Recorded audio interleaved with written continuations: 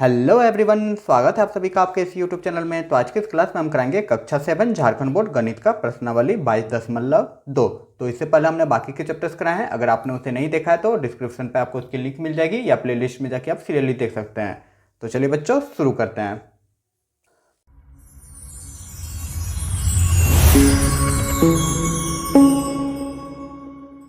तो बच्चा इस चैप्टर को बनाने से पहले इस चैप्टर के जो बेसिक नॉलेज होते हैं, कुछ जो जानकारियां हमें जरूरी है इस चैप्टर को बनाने के लिए, वो पहले जान लेते हैं। तो ज़्यादा समय नहीं लूंगा, कुछ समय लूंगा, ठीक ना, अच्छे से समझ जाएंगे। ठीक है, तो देखो चैप्टर का नाम है आपका आंकड़ों का प्रबंधन। ठीक है, तो आंकड़ों का प्रबंधन में पहला शब्द होता है आंकड़ा। आखिर आंकड़ा किसको कहा जाता है आप लोग को तो पता होगा, पर जरा सा रिकेप कर लेते हैं। देखो, किसी सूचनाओं को किसी विशेष कार्य के लिए संख्यात्मक रूप में एकत्रित करना आंकड़ा कहलाता है। मतलब कोई संख्या के रूप में जब एकत्रित करते हैं, जैसे कोई क्रिकेटर रन मारता है तो 6 ओवर में कितना रन मारा है, ठीक ना, तो वो सब हो गया आपका आंकड़ा। तो उसको एकत्रित किया जाता है, उसी को ही बोलते हैं आंकड़ा। इतना समझ में आया। और आंकड़ा बच्चों दो तरह का होता है, एक होता है अव्यवस्थित आंकड़ा। तो अव्यवस्थित आंकड़ा किसको बोलते हैं, जरा यहाँ अच्छा से समझ में आ जाएगा। देखो, वर्ग 7 में 10 बच्चों द्वारा गणित विषय में कुल 20 अंकों में से अंक प्राप्त किए गए हैं, ठीक ना। तो 10 वो बच्चा जो है 20 अंक का एग्जाम था तो उसमें कुछ अंक प्राप्त किए गए हैं। तो पहला बच्चा 4 अंक, दूसरा 1 अंक, 11 अंक ऐसे करके प्राप्त किया है, ठीक ना। तो कैसे भी रैंडमली प्राप्त किया है, ठीक ना, अलग अलग प्राप्त किया है, तो इसको बोलेंगे अव्यवस्थित आंकड़ा। ठीक है, अब इसको हम लोग को व्यवस्थित करना होता है। जब व्यवस्थित कैसे करते हैं, तो देखो व्यवस्थित करने के लिए दो तरीका यूज करते हैं, एक आरोही क्रम, एक अवरोही क्रम। आरोही क्रम मतलब सबसे छोटा वाला को पहले, उसके बाद बढ़ते जाएगा। और अवरोही मतलब सबसे बड़ा वाला जो डाटा है पहले लेंगे, उसके बाद उससे घटते जाएगा। ठीक है, तो पहले 20, 20, 19, 17, देखो ये घटते गया ना, इसको बोलते हैं अवरोही क्रम। अब हम लोग को जो जानना है सबसे इंपॉर्टेंट अब होता है, ठीक है, प्रसार। ठीक है, ये बहुत जरूरी है आपके चैप्टर को बनाने के लिए, इसको जरा अच्छे से समझिएगा, ठीक ना। प्रसार जिसको बोलते हैं रेंज। ठीक है, तो व्यवस्थित आंकड़े मतलब यही आरोही क्रम या अवरोही क्रम में जो लिखा हुआ रहेगा, तो व्यवस्थित आंकड़े का अधिकतम एवं न्यूनतम मान के अंतर को प्रसार या परिसर कहते हैं। ये दोनों चीज याद रखिएगा, प्रसार को या परिसर को हो, दोनों का नाम एक ही है, ठीक ना। प्रसार किसको बोलते हैं, अच्छे से एकदम रट लो कि उच्चतम और न्यूनतम मान के अंतर को। ठीक है, तो प्रसार बराबर हो जाएगा अधिकतम अंक माइनस न्यूनतम अंक। तो जब हम यहाँ पे व्यवस्थित आंकड़ा देखेंगे तो सबसे अधिकतम अंक कितना है जी, 20 है ना। तो हम यहाँ पे 20 में अधिकतम मान लिख लेंगे और न्यूनतम मान देखेंगे तो सबसे कम क्या है, 1 है, ठीक ना। तो 1 को माइनस कर देंगे तो प्रसार यहाँ का क्या हो जाएगा बच्चा, यहाँ पे 20 में घटा देंगे तो 19 हो जाएगा। उम्मीद करूंगा प्रसार अच्छे से समझ गए होंगे। प्रसार इज द मोस्ट इंपॉर्टेंट, ठीक ना, क्या है, आइटम है यहाँ पे जो आपके चैप्टर को बनाने के लिए इंपॉर्टेंट है। ठीक है, चलिए अब देखते हैं नेक्स्ट। अब हम लोग जानेंगे केंद्रीय प्रवृत्ति के प्रकार, जिसको औसत भी बोलते हैं, ठीक ना। ये बहुत इंपॉर्टेंट है, आगे की क्लास के लिए भी जरा सा बेसिक समझ लेते हैं। केंद्रीय प्रवृत्ति के प्रकार आखिर होता क्या है। देखो, वह संख्या की संकल्पना है जो बताती है कि किसी डाटा मतलब आंकड़ों के समूह का मान किस ओर झुकता है या केंद्रित होता है। मतलब कोई मान जब लेते हैं तो किस ओर ज़्यादा झुक रहा है और किस ओर कम झुक रहा है। ठीक है, तो हमारे आसपास कई संख्याएं होती है, तो हम यह जानना चाहते हैं कि इसका सामान्य प्रवृत्ति क्या है, यह मान किसके आसपास अधिक है, ठीक ना, किसके आसपास अधिक है। समझ में नहीं आया ना, अच्छा कोई बात नहीं, ये समझ में नहीं आया तो कोई बात नहीं, सिर्फ हम समझाने के लिए हम बताएं। अगर समझ में आया तो बहुत बढ़िया है, नहीं आया तो आप लोग सिर्फ ये जानिएगा, माध्य, माध्यिका और बहुलक। ठीक है, माध्य, माध्यिका और बहुलक। तो देखो जनरली हम क्या बोले कि केंद्रीय प्रवृत्ति के प्रकार को हम लोग औसत बोलते हैं। औसत मतलब एक ऐसा माप होता है, चलिए आपके बुक में है वो जरा पढ़ देते हैं।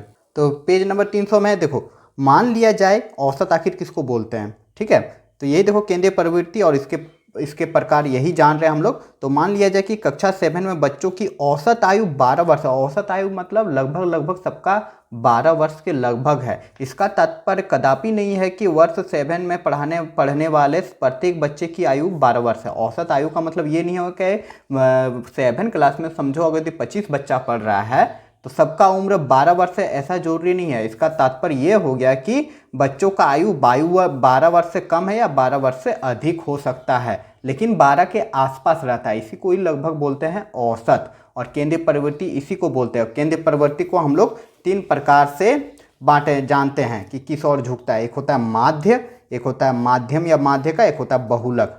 तो इन तीनों चीज़ों को इस चैप्टर में हम बहुत बारीकी से समझेंगे। तो आज के इस क्लास में, आज के इस जो चैप्टर है, इसमें हम लोग सिर्फ समझेंगे माध्य के बारे में, जिसको मीन बोलते हैं, और बाकी का जो 2 टॉपिक है इसको अगले चैप्टर में समझेंगे, जिसको माध्य का मतलब मीडियन और बहुलक मतलब मॉड। तो चलिए जान लेते हैं माध्य किसे कहते हैं, वेरी वेरी इंपॉर्टेंट है, ठीक है। तो माध्य जिसको अंक गणितीय औसत भी कहते हैं, औसत मतलब अभी हम लोग जान चुके हैं क्या होता है, ठीक ना, कि एक मान कि किस और ज़्यादातर माना जाता है, ठीक है। तो माध्य मतलब वह होता है कि सभी परीक्षणों का योगफल, जितना भी परीक्षण वहाँ पे दिया हुआ रहेगा उसका योगफल में क्या करना है, परीक्षणों की संख्या को भाग दे देना है। तो इसको अच्छा से रट लीजिए या लिख लीजिए कहीं कि माध्य बराबर होता है सभी परीक्षणों का योगफल बटा परीक्षणों का योग, जिसको औसत भी बोलते हैं। उम्मीद करूँगा समझ गए होंगे। तो चलिए अब बनाते हैं क्वेश्चंस की तरफ, एक्सरसाइज की तरफ, तब बहुत अच्छे तरीके से ये सब जो है अच्छे से समझ में आ जाएगा। तो बच्चा पहला क्वेश्चन है एक्सरसाइज 22.2 का कि रिक्त स्थानों की पूर्ति कीजिए। 1 नंबर है परिसर बराबर क्या हो जाएगा, अधिकतम मान माइनस क्या होगा। तो अभी जस्ट हमने बताया कि परिसर में अधिक प्रसार या परिसर को अधिकतम मान माइनस न्यूनतम मान, और माध्य बराबर क्या हो जाएगा, परीक्षणों का योगफल बटा परीक्षणों की संख्या, ठीक है। तो चलिए इसको लिख लेते हैं। तो यही है क्वेश्चन। देखो अभी जस्ट हमने बताया ना यहाँ पे कि प्रसार या परिसर बराबर होगा अधिकतम मान माइनस न्यूनतम मान। तो यहाँ पे बच्चा क्या लिख देंगे हम लोग, लिख देंगे हम लोग न्यूनतम मान, ठीक ना, और यही हो जाएगा आंसर। और माध्य बराबर क्या था, परीक्षणों की योगफल, परीक्षणों का योगफल अभी जस्ट हमने बनाया कि सभी परीक्षणों का योगफल बटा परीक्षणों का संख्या। तो यहाँ पे क्या लिख देंगे, परीक्षणों का संख्या, ठीक है बच्चा, यही हो जाएगा। ये दोनों का आंसर है। ये दोनों सूत्र जो है कहाँ प्रयोग होता है, किताब में बहुत सारा क्वेश्चन है, तब आप लोग को समझ में आ जाएगा। तो प्रश्न संख्या 2 है अब कि निम्नलिखित प्रश्नों के उत्तर में 4 विकल्प दिए गए हैं, सही विकल्प के सामने सही का निशान लगाएं, ठीक है। यहाँ पे एक डाटा दिया हुआ गया है, मतलब आंकड़ा दिया गया है का परिसर निकालना है। क्या निकालना बच्चा, परिसर। तो बच्चा देखो परिसर का मतलब क्या होता है, अधिकतम मान माइनस न्यूनतम मान, ठीक है। तो इस आंकड़ा में हम यहीं पे बनाते रहे ए नंबर, ठीक है, जरा समझना। इस आंकड़ा में अधिकतम मान क्या है, 14, 6, 12, 17, 10, 21, 4, 3, कौन है सबसे बड़ा अंक यहाँ पे। तो यहाँ पे हम लोग देख रहे हैं 21 जो है सबसे बड़ा अंक है। तो 21 हम लोग लिख देंगे और इसमें माइनस कर देंगे सबसे न्यूनतम अंक को, क्योंकि परिसर का मतलब ही होता है अधिकतम अंक माइनस न्यूनतम अंक होता है ना। ये रट लीजिएगा, इसलिए हमने बोला कि रट लीजिए। तो 21 हो जाएगा और न्यूनतम मान यहाँ पे हम जब खोजने जाएंगे इस डाटा में, तो आंकड़ा में, तो क्या मिल रहा है, 3 मिल रहा है, तो -3 कर देंगे। और जब 21 में हम 3 को माइनस कर देंगे तो आपका कितना आ जाएगा बच्चा, आपका आ जाएगा आपका 18, ठीक ना। 18 में 3 जोड़ देंगे तो कितना हो जाएगा, 21 हो जाएगा, तो वही हो जाएगा 18। तो देख लो ऑप्शन में कहीं 18 है, यहाँ 21 है, 17 है, 3 है, 14 है, तो यहाँ तो 18 दिया ही नहीं है। इसका मतलब ये है कि बुक में ही आपका मिसप्रिंट हुआ होगा, स्पेशली इसका आंसर आपका 18 ही होगा, ठीक ना। सूत्र के अनुसार हमने बनाया तो 18 आया, ठीक है। यहाँ ऑप्शन में नहीं दिया गया है। तो इस क्वेश्चन का आंसर आपका 18 होगा, ठीक है। इसमें कोई कंफ्यूजन नहीं होना है, आपके बुक में ही नहीं दिया गया, तो ऑप्शन 5 लिख के हम यहाँ पे 18 लिख दे रहे हैं, ठीक है। प्रोसेस के अनुसार किए, सूत्र के अनुसार किए, तो आपका 18 आया, तो इसका आंसर 18 होगा, इसमें कन्फ्यूजन नहीं होना है, ठीक ना। चलिए अब देखते हैं question number B. Question number B कह रहा है कि प्रथम 5 पूर्ण संख्याओं का अंक गणितीय माध्य है, ठीक है। तो चलिए बनाते हैं इसको। तो क्वेश्चन को आप लोग अच्छे से समझ गए हैं कि क्वेश्चन में कह रहा है प्रथम 5 पूर्ण संख्याएं। तो सबसे पहले बच्चा हम लोग को जानना है कि पूर्ण संख्या किसे कहते हैं। तो यहाँ पे लिख लेंगे हम लोग पूर्ण संख्या, पूर्ण संख्या।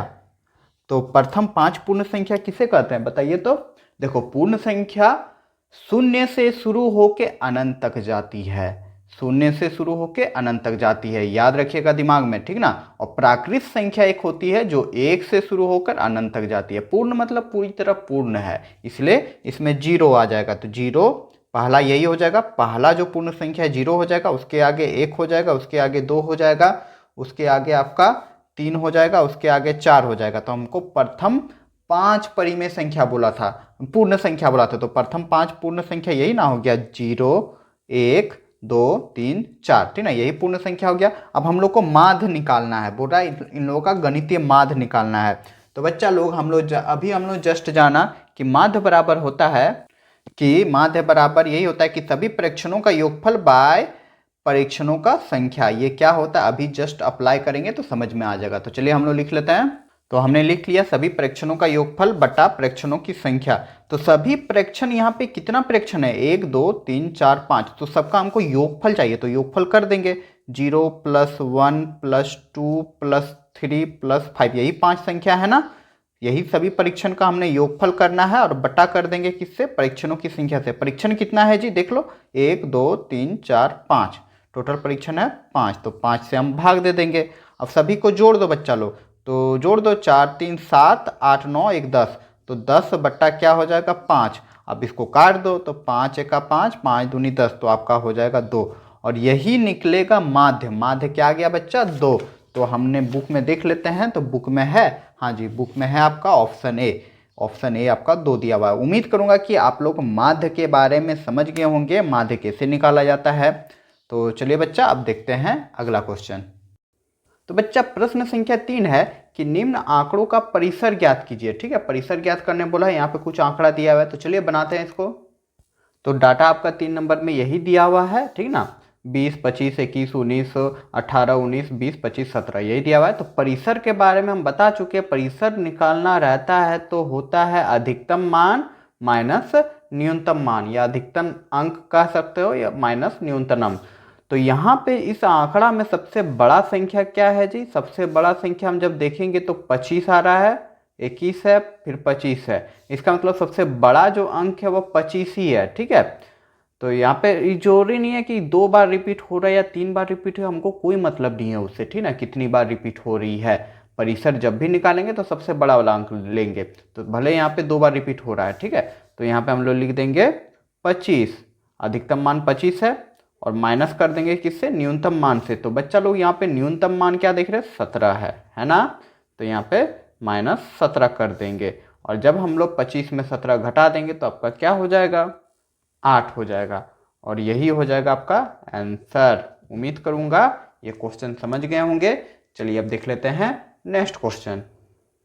तो अगला प्रश्न है बच्चा चौथा नंबर कि कक्षा 7 के 10 विद्यार्थियों द्वारा गणित में पूर्णांक 20 में से प्राप्त अंक निम्नलिखित है। मतलब 10 बच्चा का यहाँ पे अंक दिया हुआ है, 20 अंक का कुल मार्क्स था गणित के पेपर में, तो उसमें से जो जो लाया है वो दिया गया। तो पहला बच्चा 19 नंबर लाया है, दूसरा बच्चा 18, फिर तीसरा 18, चौथा 17, इसी तरह लाया है 12 12 3 12 10 और यहाँ पे 19। ठीक है, यहाँ पे आंकड़ा दे दिया गया है। तो पहला नंबर क्वेश्चन कह रहा है उपयुक्त आंकड़ों में अधिकतम एवं न्यूनतम अंक क्या है। तो चलिए बनाते हैं अब।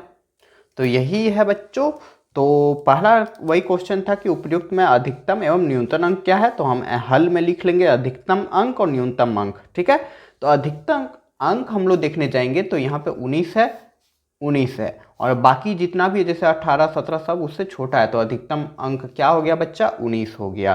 तो यहाँ क्या लिख देंगे बच्चा, 19, अधिकतम अंक मेरा 19 हो जाएगा। ठीक है, न्यूनतम अंक देखेंगे, न्यूनतम अंक तो वो आपका 3 हो जाएगा, 3 से छोटा तो और कोई है नहीं, 3 लिख देंगे। क्लियर मेरे प्यारे बच्चों, 1 नंबर का आंसर हो गया चौथा का। अब दूसरा नंबर देख रहे हैं कि आंकड़ों का परिसर ज्ञात कीजिए। परिसर क्या होता है, बहुत बार बता चुके, अधिकतम मान में घटा देना है न्यूनतम मान को, या अंक लिख सकते हो। ठीक है, तो अधिकतम अंक कितना आया, अभी हमने जस्ट देख चुका है कि 19 आया, तो 19 हमने लिख दिया, फिर माइनस कर देंगे किससे, न्यूनतम अंक से। न्यूनतम अंक क्या है, 3 है, तो माइनस कर देंगे बच्चा, तो परिसर आपका क्या आ जाएगा, 19 में जब 3 घटा देंगे तो आ जाएगा 16। ठीक है, और यही हो जाएगा आपका आंसर। उम्मीद करूंगा ये क्वेश्चन भी आप लोग के समझ में आ गई होगी। चलिए अब देखते हैं नेक्स्ट क्वेश्चन। तो प्रश्न संख्या 5 है आपका कि निम्नलिखित आंकड़ों को आरोही क्रम मतलब बढ़ते क्रम में सजाकर लिखिए एवं दिए गए प्रश्न का उत्तर दीजिए। तो यहाँ पे एक आंकड़ा दिया गया है, ठीक है, अब इसको सबसे पहले आरोही क्रम में सजाना है, उसके बाद यहाँ पे कुछ क्वेश्चन दिए गए हैं। ठीक है, इन आंकड़ों का परिसर ज्ञात करना है और इन आंकड़ों का अंक गणितीय माध्य ज्ञात करना है। तो चलिए बनाते हैं इसको भी। तो बच्चा यही है प्रश्न, आप लोग के सामने में दिख रहा होगा। तो देखो यहाँ पे ये आंकड़ा है, इसको सबसे पहले आरोही क्रम में सजाना है, तो सबसे पहले सबसे छोटा वाला लेना है। ठीक है, तो यहाँ पेंसिल का उपयोग हम करेंगे। तो सबसे छोटा यहाँ पे हम क्या देख रहे हैं, 1 है, तो 1 को पहले हम लोग लिख लेंगे। ठीक है, 1, उसके बाद क्या हो जाएगा, उसके बाद जाहिर सी बात है 2 ही होगा, तो एक यहाँ पे है, उसके बाद कहीं और है, एक नहीं है। अब देखेंगे दो, दो के गो है जी, दो तुम्हारा एक गो, दो गो दो है, तो हम दो दो लिख देंगे। आरोही क्रम मतलब छोटा से बड़ा बढ़ते क्रम में। अब हम लोग देखेंगे तीन, तीन कितना है काउंट कर लो, तीन वन वन ही है, ठीक ना, तो तीन हम लिख देंगे। उसके बाद हम लोग को फोर देखेंगे, फोर के गो है, एक दो तीन, चार कितना है, तीन गो, फिर से गिन लो, एक दो तीन, ठीक है। तो चार जो है आपका तीन गो है, तो तीन गो हम लोग चार लिख लेते हैं, एक दो तीन। अब क्या देख लेंगे, पाँच, पाँच के गो है, एक दो तीन चार पाँच, पाँच आपका पाँच गो है, एक दो तीन चार पाँच हमने लिख लिया। अब हम लोग देखेंगे क्या, छः, छः है जी, हाँ, एक दो तीन चार, चार गो छः, तो एक दो तीन चार, चार गो छः लिख दिया। अब क्या बच गया, अब बच गया सात, सात के गो है, एक दो, सात आपका दो गो है, तो एक दो, ठीक है। अब हम लोग देख लेंगे आठ, आठ कहीं है, आठ एक है, एक आठ है, ठीक ना, तो आठ लिख लेंगे। उसके बाद नाइन देख लेते हैं, तो नौ के गो है जी, के गो है, हाँ, एगो नौ यहाँ पे दिख रहा है हमको, और नहीं है तो नौ लिख दिया। तो यहाँ पे बच्चा मेरा आरोही क्रम में सज गया, ठीक है। काउंट कर लो, 1 2 3 4 5 6 7 8 9 10 11 12 13 14 15 16 17 18 19 20, हाँ 20 है, ये भी 20 है आपका, ठीक है। तो जब आरोही क्रम में मेरा सज गया, तो अब बारी है क्वेश्चन का। तो पहला क्वेश्चन कह रहा है कि इन आंकड़ों को परिसर ज्ञात कीजिए। तो इन आंकड़ों का परिसर, तो परिसर के बारे में हल ऐसे हम लोग लिख लेंगे कि परिसर होता है अधिकतम अंक माइनस न्यूनतम अंक। तो अधिकतम अंक क्या है जी, 9 है, तो 9 लिख देंगे, और इसमें माइनस कर देंगे न्यूनतम अंक, न्यूनतम अंक है 1, तो 9 में एक घटा देंगे तो 8 हो जाएगा, और यही हो जाएगा आपका आंसर। उम्मीद करूंगा समझ गए होंगे। चलिए नेक्स्ट क्वेश्चन इसी का देख लेते हैं। इसका नेक्स्ट क्वेश्चन है बच्चा कि आंकड़ों का अंक गणितीय माध्य ज्ञात कीजिए। मतलब माध्य ज्ञात करना, अंक गणितीय माध्य कह लो, नाम हुआ, ठीक है ना। तो माध्य बराबर होता है परीक्षणों का योगफल बटा क्या होता है, परीक्षणों का संख्या। तो अब हम लोग को जोड़ना पड़ेगा, तो चलिए जोड़ते हैं। तो बच्चा सभी अंकों को हम लोग जोड़ लेते, तो 1 + 2 + 2 + 3 है, 3 कर देंगे, फिर 4 गो 4 है, +4 + 4 + 4, फिर 5 गो 5 है, 1 2 3 4 5, जोड़ दिए, 1 2 3 4 5, हाँ ठीक है। फिर आपका क्या है, 6, 6 तुम्हारा 4 गो है, तो 1 2 3, फिर यहीं कर दे रहे +4। उसके बाद क्या है, 7 आपका 2 है, तो 7 + 7 कर दे रहे हैं, ठीक है।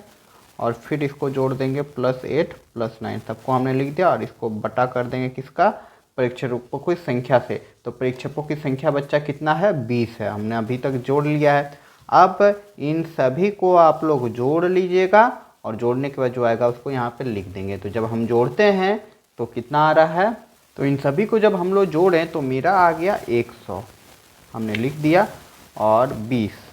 अब चलिए इसको काट दो, तो 20 का 20, 20 पंचे 100, तो बच्चा यहाँ पे माध्य निकल के आ गया आपका 5, और यही हो जाएगा आपका आंसर।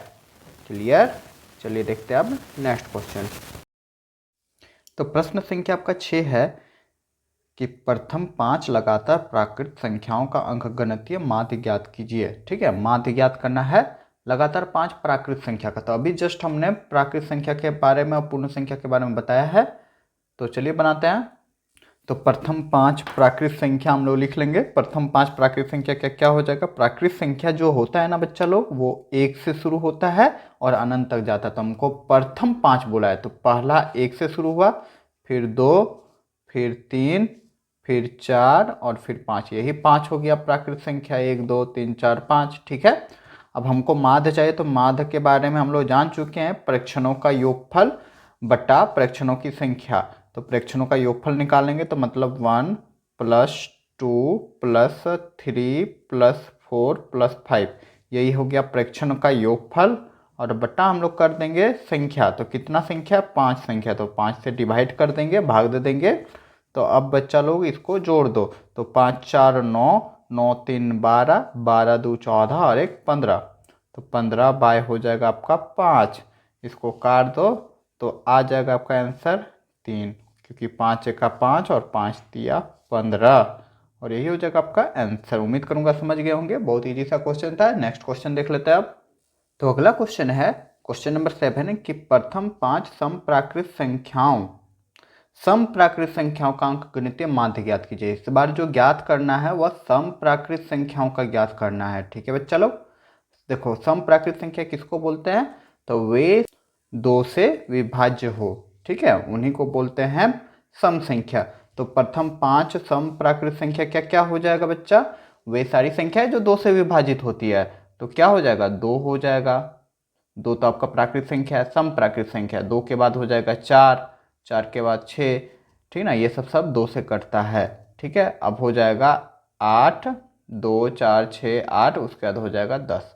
तो यही वो संख्या है जो आपका प्राकृत संख्या है और प्रथम 5 प्राकृत संख्या है। ठीक है, तो वैसे हम माध्य निकाल लेंगे, प्रेक्षणों का योगफल बटा प्रेक्षणों की संख्या। तो चलिए योगफल निकाल लेते हैं। तो इस जगह हम लोग लिख देंगे 2 + 4 + 6 + 8 + 10, और अब बटा कर देंगे क्या, 5। अब इन सभी को जोड़ दो तो 10 8 18, 18 और 2 हो जाएगा 20, 20 और 30, ठीक ना, 30 आ जा रहा है, आप लोग जोड़ लीजिएगा। 30 बाई क्या हो जाएगा, 5। जब इसको हम लोग काट देंगे तो काट दो, ठीक ना, कैसे काटोगे, चाकू से काट देना, नहीं नहीं चाकू से नहीं 5 6 30, 6 बार में कट जाएगा और यही हो जाएगा आपका आंसर। क्लियर प्यारे बच्चों, चलिए नेक्स्ट क्वेश्चन देख लेते हैं अब। तो प्रश्न संख्या आपका 8 है कि प्रथम 5 अभाज्य संख्याओं का अंकगणितीय माध्य ज्ञात कीजिए। इस बार प्रथम 5 अभाज्य संख्याओं का माध्य ज्ञात करना है, तो चलिए करते हैं।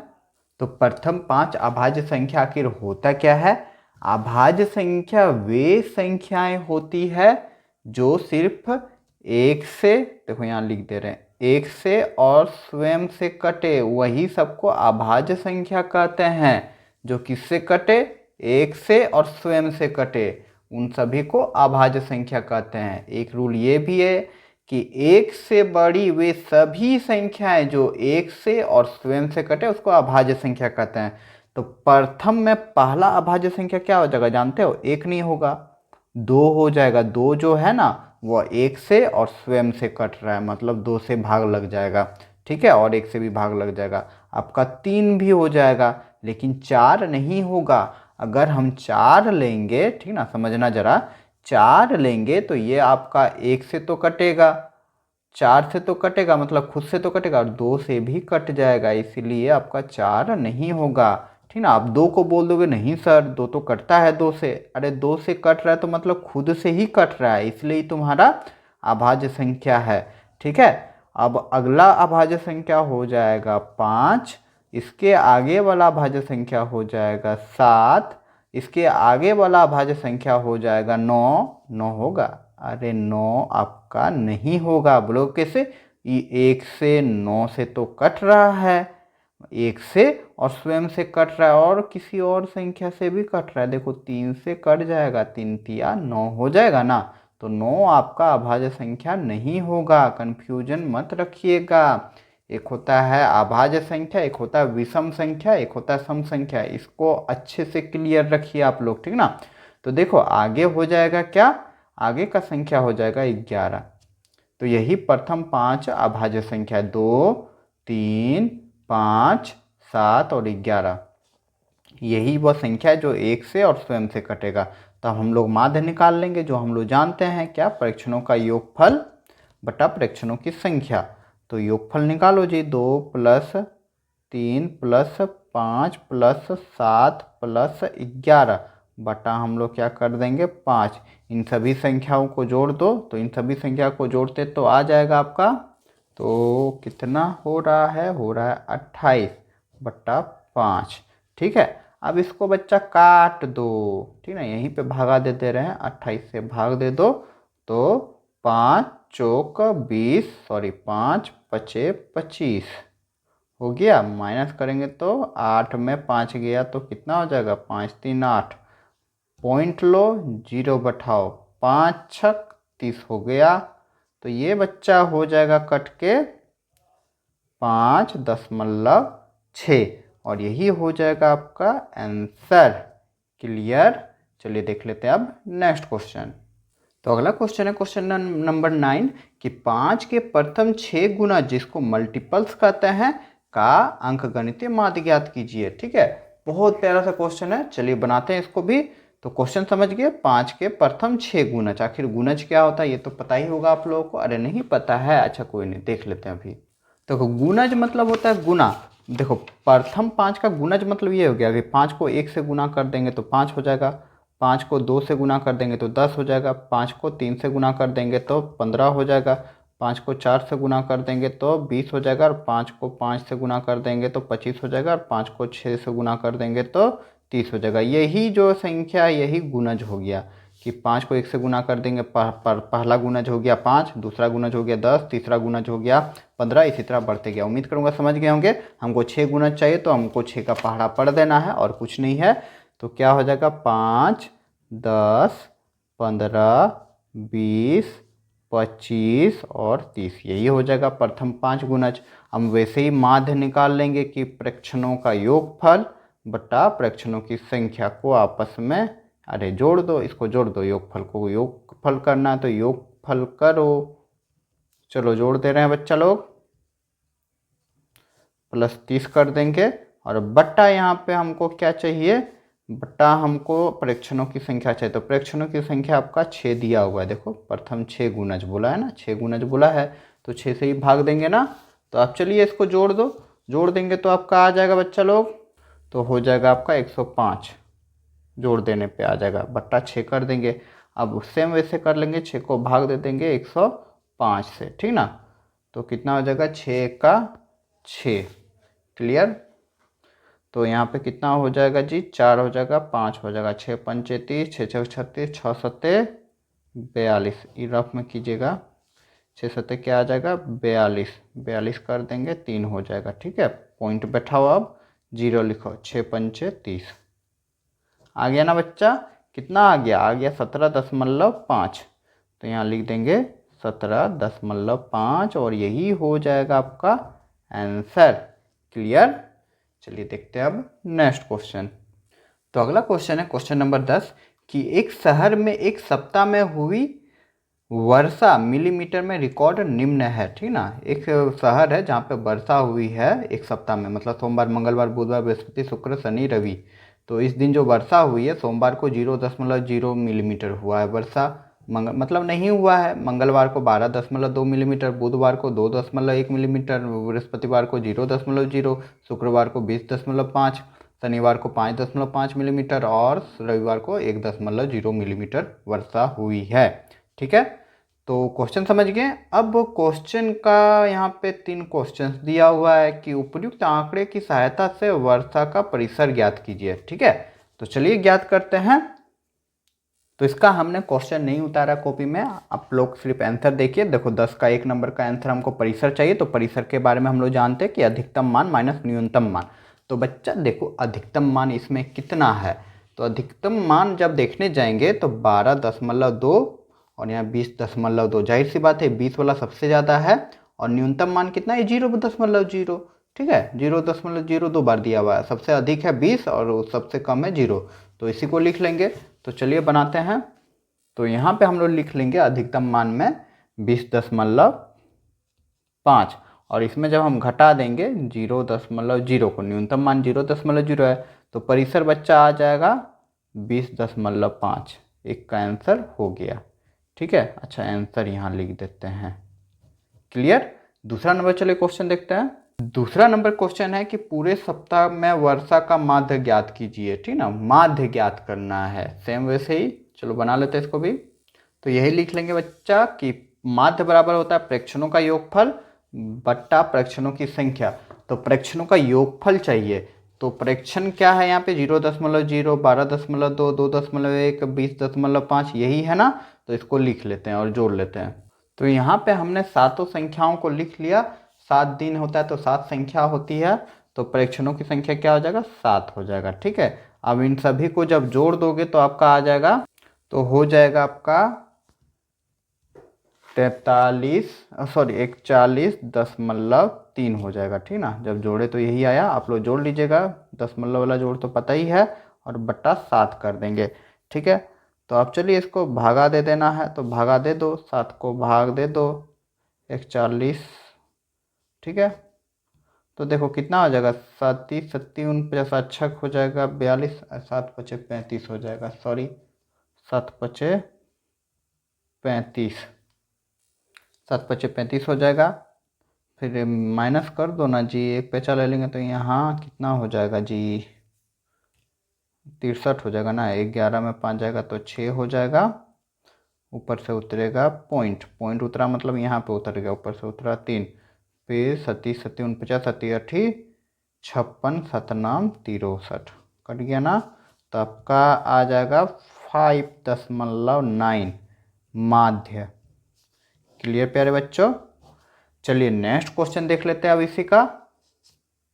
तो अगला क्वेश्चन 3 नंबर है कि सप्ताह के कितने दिन औसत से कम बारिश हुई है। तो कितना दिन हुआ औसत से कम, तो पहले समझना होगा औसत, आखिर औसत क्या होता है। अरे हमने शुरू में ही बताया था आप लोगों को कि माध्य को ही औसत कहा जाता है, ठीक है, माध्य को ही औसत कहा जाता है। जैसे हमने यहाँ पे बताया था ना, माध्य को ही अंकगणितीय औसत कहा जाता है। तो जो माध्य मेरा कितना आया 5.9, तो हम लोग यहाँ पे देखेंगे 5.9 से कितना कम है यहाँ पे, ठीक ना। 5.9 से कौन कौन सा डाटा उससे कम है, वही पूछा है। तो देखो यहाँ पे बच्चा लोग, यही ना क्वेश्चन है कि सप्ताह में कितने दिन औसत से कम बारिश हुई है। तो औसत वर्षा कितना है 5.9, यही हमने निकाला 5.9। तो यहाँ देख रहे 0.0, तो एक ये हो गया, ये 12, ये तो ज़्यादा है, ठीक ना। ये 2 है तो ये भी हो जाएगा, तो 2 हो जाएगा, ये 3 हो जाएगा। देखो ये 20 है, 5.9 से ज़्यादा है। ये 5.5 है, मतलब क्या हो गया 5.5 मतलब 5.9 से कम हो जाएगा, ठीक ना। 5.9 से कम हो जाएगा तो 4 हो गया, और 1.0 ये भी 5.9 से कम है तो 5 हो जाएगा। तो के को हो गया जी 1 2 3 4 5। तो 5 दिन ऐसा है जिसमें औसत बारिश से कम हुआ है। उम्मीद करूंगा समझ रहे होंगे। तो 3 का आंसर सिंपली हम लोग लिख देंगे कि 5 दिन औसत से कम वर्षा हुई, ठीक है। यहाँ पे कौन कौन सा दिन है वो लिखने नहीं बोला, लिखने बोलता तो लिख देते हैं, सिर्फ आपका यही आंसर हो जाएगा। उम्मीद करूंगा ये क्वेश्चन भी आप लोग के समझ में आ गई होगी। चलिए देख लेते हैं अब नेक्स्ट क्वेश्चन। तो प्रश्न संख्या आपका 10 है कि 10 लड़कियों की ऊंचाई सेंटीमीटर में मापा गया जो निम्नलिखित है, ठीक है। तो यहाँ पे लड़कियों की ऊंचाई दिया गया है कि 135 100 150 149, यहाँ पे कुछ दिया गया है, ठीक ना। 39 128 151 ये हाइट दिया गया लड़कियों का, किसमें सेंटीमीटर में। तो पहला नंबर क्वेश्चन कह रहा है सबसे लंबी लड़की की ऊंचाई क्या है। तो चलिए 1 बाय 1 बनाते हैं। तो यही है बच्चा, तो सबसे लंबी लड़की की ऊंचाई कितनी है, कितनी है बताइए ज़रा। तो यहाँ हम लोग देख रहे हैं 135 150 है, ठीक है, और 151 है, और हमको नहीं दिख रहा है। तो 151 जो है सबसे ज़्यादा है यहाँ पे, तो इसका आंसर हो जाएगा 151 क्या सेंटीमीटर में दी हुई थी, तो सेंटीमीटर हो जाएगा, ठीक है। चलिए दूसरा नंबर क्वेश्चन है इसी का कि सबसे छोटी लड़की की ऊंचाई बताएं। तो सबसे छोटी लड़की की ऊंचाई यहाँ पे कितनी है जी, कितनी है बताइए। तो देख रहे हैं यहाँ पे 135 128 32, हाँ 128 यही है। सबसे छोटी कितना हो जाएगा 128, तो इसको हम गोल घेरा कर दे रहे हैं अभी, ये हो जाएगा, ठीक ना। और सबसे बड़ी कितना हमने देखा था 151 151, दोनों एक साथ है, ठीक है, यही दोनों है। तो यहाँ पे लिख देंगे हम लोग क्या 128 सेंटीमीटर। क्लियर प्यारे बच्चों। हमने यहाँ पे गोल घेरा इसलिए लगाते हैं क्योंकि अगला क्वेश्चन जो है वो बनाने के लिए हमको उपयोगी होगा। कह रहा है इन आंकड़ों का परिसर ज्ञात कीजिए। तो परिसर होता है अधिकतम मान माइनस न्यूनतम मान। अधिकतम मान कितना है जी 151, और न्यूनतम मान कितना है अभी जस्ट हमने देखा 128। दोनों को जब हम माइनस कर देंगे तो आपका कितना हो जाएगा, आपका हो जाएगा 23। ठीक है, आप लोग माइनस कर लीजिएगा और यही हो जाएगा आंसर। चलिए अब नेक्स्ट क्वेश्चन देख लेते हैं। तो अगला क्वेश्चन ये रहा कि लड़कियों के ऊंचाइयों का औसत या माध्य क्या है। ठीक ना, यही है। तो माध्य क्या है, औसत को ही माध्य बोलते हैं, अभी जस्ट जान चुके हैं। तो सबसे पहले हम सभी लड़कियों का यहाँ पे 10 गो लड़की है ना, तो 10 लड़कियों का हम लोग यहाँ पे डाटा ठो लिख लेते हैं। तो सभी 10 संख्याओं के डाटा को हमने यहाँ पे लिख दिया और बटा हमने कर दिया प्रेक्षणों की संख्या 10 है। गिन लो, 1 2 3 4 5 6 7 8 9 10, 10 है। अब सभी को आप लोग जोड़ दीजिए। ठीक है, तो जब जोड़ देंगे तो आपका आ जाएगा कितना, यहाँ पे हम जोड़ के तो दिखाएंगे नहीं, आप लोग जोड़ लीजिएगा, हम खुद जोड़ के यहाँ पे आपको बताते हैं कितना है। तो जोड़ने पर बच्चा आ रहा है 1414। तो इसको भाग दे देंगे 10 से। ठीक ना, जब 10 से भाग दे देंगे तो नीचे एगो जीरो है ना, तो एगो जीरो ऊपर हो जाएगा, पॉइंट पड़ जाएगा 1414। ठीक ना, 10 मतलब वाला तो आता है ना, मतलब 10 को भाग दे दो 14, कितना बार में, एक बार में 10 हो जाएगा 4, फिर कितना बार में 4 बार में, मतलब वही 141.4। ठीक है ना, यही हो जाएगा आंसर। उम्मीद करूँगा समझ गए होंगे, हम भागा करके नहीं दिखा रहे हैं क्योंकि उम्मीद करूँगा कि आप लोग 7 के बच्चे हैं तो भाग आता ही होगा। ठीक है, 10 मतलब पे आ जाएगा इसका। चलिए नेक्स्ट देख लेते हैं अब। तो क्वेश्चन नंबर 5 है इसी का कि कितने लड़कियों की ऊंचाई औसत से अधिक है। तो औसत अभी क्या आया 144.4। ठीक ना, तो आप देख लेते हैं डाटा यहाँ पे। तो यहाँ जब हम लोग देख रहे हैं 144, यही आया ना 144, और उससे क्या बोला है अधिक है, तो 144 से अधिक है कितना डाटा है जी, देखो एक 150 है, एक ये हो जाएगा, ये 2 हो जाएगा। ठीक ना, एक ये 2, 144 से ऊंचा है 3 4, बस 4। तो 144 है आया ना, औसत कितना आया 141, सॉरी 141 आया है, 141.4 से अधिक बोल रहा है। तो एक बार फिर से देख लो, 144 कितना है, यहाँ लिख दे रहे 141.4 था ना, क्या था, 4 था, इससे अधिक बोला है। तो मिला 1 2 3 4 5। ठीक ना, 5 को हो गया, 143 है, यहाँ पे 141 ही लेना है। ये तो देखो 0.4 मतलब ये ज़्यादा है, तो ये होगा नहीं, इसी 144 है। तो कितना संख्या टोटल हो गया 5, तो यहाँ हम लोग लिख देंगे 5 लड़कियाँ। ठीक है, उम्मीद करूँगा ये क्वेश्चन भी समझ गए होंगे। अगर अभी भी कोई दुख तकलीफ रह गई हो या कुछ समझ में नहीं आई हो तो आप लोग कमेंट जरूर कीजिएगा। चलिए देखते हैं अब नेक्स्ट क्वेश्चन। तो प्रश्न संख्या 12 है आपका कि निम्नलिखित सारणी में 3 खिलाड़ियों द्वारा खेले गए 4 खेलों में प्राप्त अंक दर्शाया गया है। मतलब 3 खिलाड़ी है, खिलाड़ी ए बी सी, और ये 4 खेल खेले हैं, खेल 1 खेल 2 खेल 3 खेल 4। ठीक ना, उसमें से खिलाड़ी ए जो है खेल 1 में 14 प्राप्त किया, खेल 2 में 16, इसी तरह खेल 4 तक दिया गया, उसी प्रकार बी का भी दिया गया, उसी प्रकार सी का भी दिया गया है। ठीक है, उम्मीद करूँगा प्रश्न समझ गए होंगे। तो अब क्वेश्चन कह रहा है कि अब निम्नलिखित प्रश्नों का उत्तर दीजिए। इसमें ए का, बी का और सी का, मतलब तीनों का क्या निकालना है, माध्य निकालना है। सिंपल यही है, तो चलिए बनाते हैं इसको। तो पहला प्रश्न यही है कि खिलाड़ी ए द्वारा सभी खेलों में प्राप्त अंकों का माध्य ज्ञात कीजिए। सभी खेलों में, ठीक है, तो हम लोग जानते हैं कि माध्य बराबर होता है प्रेक्षणों का योगफल बटा प्रेक्षण की संख्या, प्रेक्षणों की संख्या। तो खिलाड़ी ए का सब खेल देख लेते हैं कि बोला सभी खेलों के प्राप्त अंकों का माध्य ज्ञात करना है। तो सभी खेल यहाँ पे देखो दिया गया है, खिलाड़ी ए का 14 16 10 और 10। ठीक है, तो सबको लिख लेते हैं।